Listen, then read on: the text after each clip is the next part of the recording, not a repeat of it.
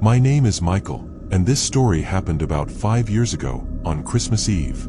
I was living alone in a small house in rural Vermont. My parents had moved to Florida, and since I couldn't afford to travel at the time, I spent Christmas alone. Or at least, I thought I would spend it alone. The night was cold, and it had been snowing hard since the afternoon. Around 10 p.m., I was on the couch watching some random Christmas special, holding a mug of hot chocolate, when I heard knocking on the door. Loud. Fast. For a moment, I thought it was the wind. But when the sound repeated, 3 sharp knocks, I realized someone was outside. I looked out the living room window, but all I saw were snowflakes and the road covered in white. Even so, I walked to the door and asked who it was. A man's voice answered, shaking. "Please, my car broke down. I just need a phone." I thought about not opening it, but the cold outside was brutal. I opened the door just a little and saw a man around 40 years old, wearing a dark coat soaked with snow.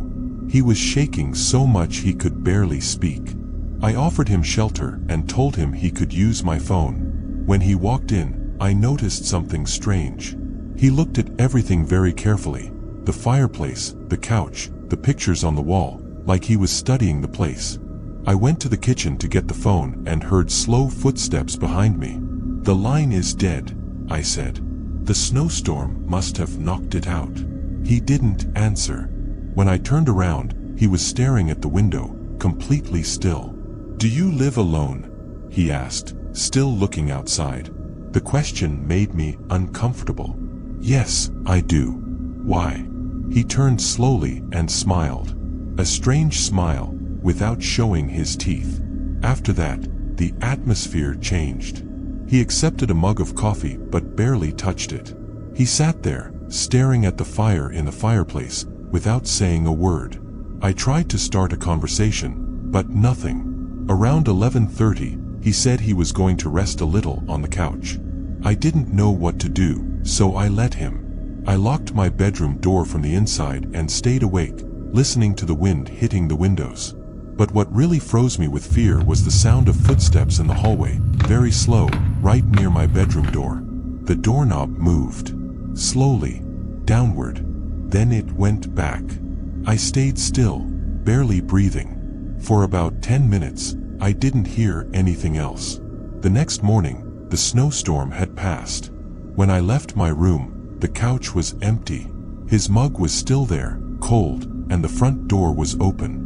In the snow outside, I saw only one set of footprints leading toward the road, but there was something else. Near the door, there were boot marks going up to the living room window, as if he had been standing there, watching the inside of the house before he even knocked. Later that day, the police came by to warn that a man had escaped from a psychiatric hospital in the area the night before. He had no car, no money, and was wearing a dark coat. I never spent Christmas alone again after that. My name is Ryan, and to this day I regret accepting that extra shift on Christmas Eve. I worked as a delivery driver for an app in a small town in rural Maine. It was a freezing night, almost midnight, and things were quiet. I was ready to finish my shift when I got one last order, a food delivery on a rural road about 20 minutes outside of town. The address looked simple, and the pay was good. I accepted. The snow was falling hard, and the road was surrounded by tall, dark trees. With each mile, I saw fewer houses, until I was completely alone on the road. Just my headlights cutting through the white snow. The GPS showed a right turn, and I turned onto a dirt road that was almost invisible. At the end of it, I saw an old house with Christmas lights blinking on the porch. I parked, grabbed the bag with the order, and walked to the door. I rang the doorbell. No answer. I looked around. The place looked abandoned, but the lights blinked slowly, and there were fresh footprints in the snow. I rang again. That's when I heard a noise inside the house. Footsteps. Slow. A man's voice shouted from inside. "Just leave it on the porch." I put the bag down on the ground and started walking back to my car. But before I reached it, I heard the door opening. I looked back. A man was standing in the doorway, only a dark silhouette with the house light behind him. He just stood there, staring at me. Then he shouted, "Hey, come back for a second." Something in his tone made me freeze. It was aggressive, demanding. I shouted that the order was there and I was leaving. He started coming down the porch steps, slowly. "I want to give you a tip," he said. "Just come back." But the way he talked, cold, dragging each word, made me feel like something was wrong. I got in my car fast and locked the doors. He started walking quicker, yelling for me to stop. I started the engine and drove off, sliding over the snow. In the rearview mirror, I saw him running to the middle of the road, screaming things I couldn't understand. The problem was, when I reached the end of the road, the GPS started recalculating. Destination is still 0.3 miles ahead. That made my blood run cold. The house I went to wasn't the right address. I tried calling the customer, but the call wouldn't go through. I decided to head back to town as fast as possible. When I stopped at the nearest gas station, the clerk looked at me and said, "Dude, you're pale. What happened?" I told him what I had seen and showed him the address on the app. He frowned. "That address doesn't exist anymore.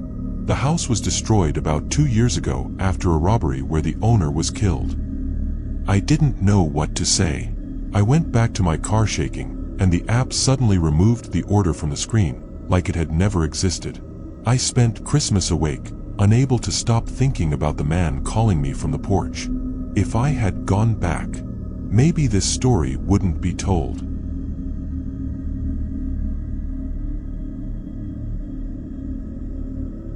My name is Ethan, and this story happened on Christmas of 2019, when I lived in a small apartment building in Chicago. It was a tough time. I had just gotten divorced and was trying to get back on my feet. I spent Christmas alone, watching old movies and drinking a little too much. The building was quiet that night. Almost all the residents had traveled to spend the holidays with their families. Almost all, except the guy from 14B. He was new there. I had never really seen him clearly. He always wore a hood, talked very little, and had a strange look in his eyes. A week before Christmas, the building manager mentioned that the man had complained about the noise from decorations and neighbors' lights. He thought it was disrespectful to put Christmas lights in the windows. I thought it was weird, but ignored it. On Christmas Eve, around 11 p.m., I heard a metallic sound coming from the hallway. A dry, repetitive noise. I opened my door just a little and saw the neighbor from 14B hanging something on his door handle. It was a wreath. But the strange thing was that it had dark stains on it, like it had been soaked in something that wasn't water. He saw me watching and stopped for a few seconds. We stared at each other in silence. Then he smiled and said, "Merry Christmas, neighbor." I closed the door quickly. I can't explain why, but that smile froze me inside. I went back to the sofa, but I kept hearing noises.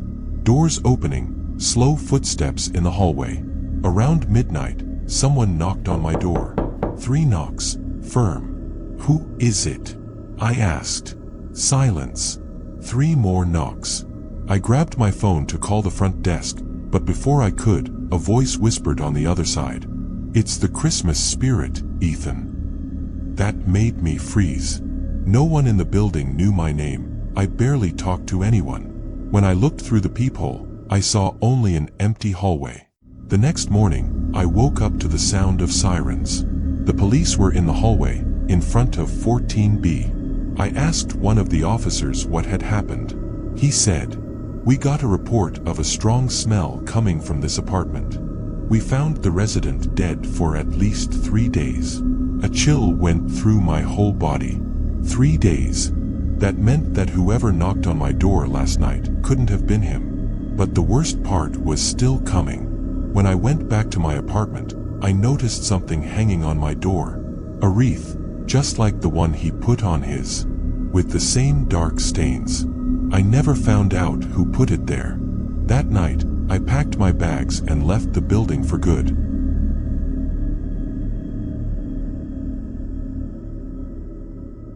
My name is Daniel, and what I'm about to tell you happened on Christmas of 2021, when I was still working as a maintenance technician. That week, I got a call to fix the heating system in an old house on Willow Street, on the outskirts of Cleveland. The request had been made by an elderly woman named Mrs. Langford, who said she was alone and that the heater had been broken for 2 days. I went there in the late afternoon, with the sky getting dark and the snow starting to fall. The house was huge, a Victorian-style place, surrounded by tall trees and covered in Christmas decorations. But something felt off. The lights flickered with no pattern, and some windows were completely dark, like no one had lived there for a long time. I rang the doorbell, and an old lady opened the door. She had gray hair, thick glasses, and a gentle smile. "Thank you for coming, dear. It's so cold in here," she said, guiding me down to the basement. The air inside the house was heavy, with a smell of mold and wet wood. I went down the stairs, turned on my flashlight, and started working on the system. It took about 40 minutes to fix everything. When I finished, I called for her. Nothing. I went back upstairs and noticed something strange. The first floor was completely dark, even with the heater running. "Mrs. Langford?" I called again. Silence. I walked into the living room and saw that the table was set, with 2 glasses, a plate with cold turkey, and melted candles. In the armchair, there was a cup still warm, and an envelope. I picked up the envelope. Inside, there were 2 $50 bills and a note written in shaky handwriting. "Thank you for coming, Daniel. I don't like spending Christmas alone." A chill ran up the back of my neck. I never told her my name. I looked around and noticed several framed photos above the fireplace. I got closer to see better, and my heart stopped. In all the pictures, the same woman was smiling, Mrs. Langford, but in the most recent ones, she was standing next to a man I recognized. It was the technician who worked with me at the company, Mark. I ran to my car and called him. He answered right away, and before I could say anything, he asked, "Man, you didn't show up for work today. Are you okay?" "Mark, have you ever done a job for a Mrs. Langford on Willow Street?" Silence. "Daniel, the house on Willow Street was demolished almost a year ago.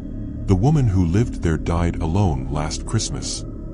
I hung up the phone and looked at the house in the rearview mirror. All the Christmas lights were off. The only one still blinking was the one on the porch, right next to the door where I saw her smiling. I drove back to the city shaking, and the next day I turned in my resignation. I never answered another call during Christmas season again.